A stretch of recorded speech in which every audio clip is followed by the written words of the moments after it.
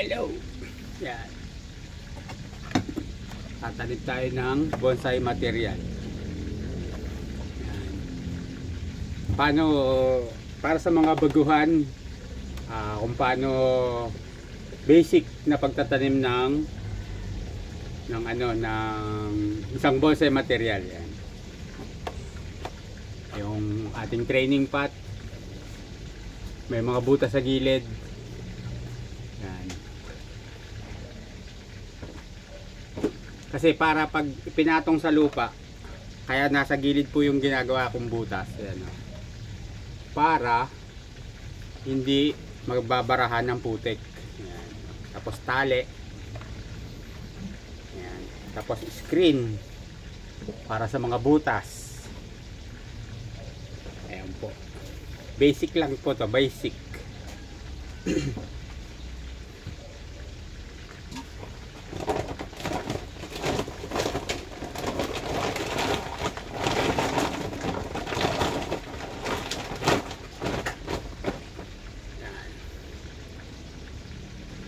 Screen muna. Teka, pause muna, pause. Okay. Lagyan mo natin mga screen sa butas.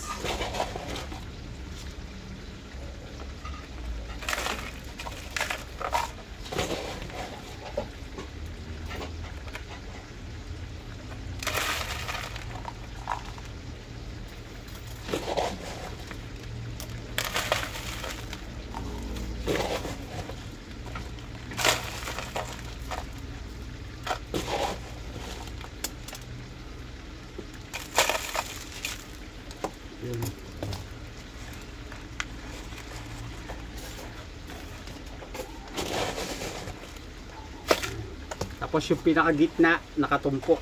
Ayan. Ganyan. So, lalagay natin to. Isi-secure. Ayan.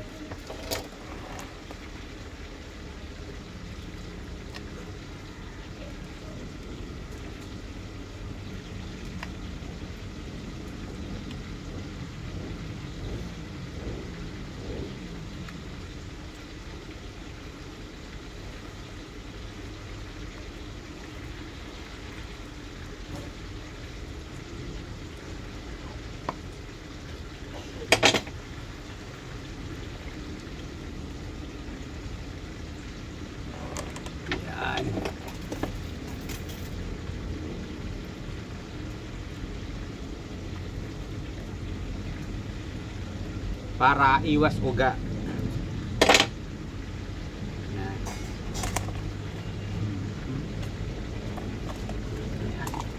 Ayan po.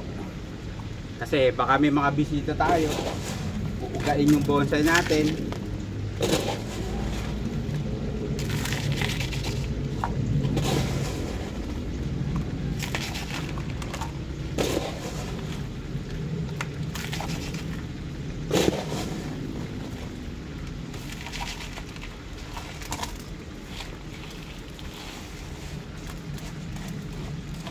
Yan, siksikin.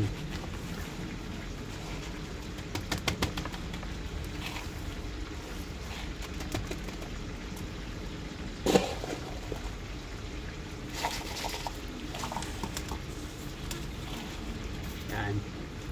Tapos, ayan po, pagkatapos natin malagyan ng river sand, dahil yung river sand natin medyo bagong kuha sa ilog, pag diniligan po natin yan, hanggang sa mawala yung kulay brown, hanggang maging puti na lang yung ating tubig na lumalabas dito sa ilalim. Yun lang po. Ayan.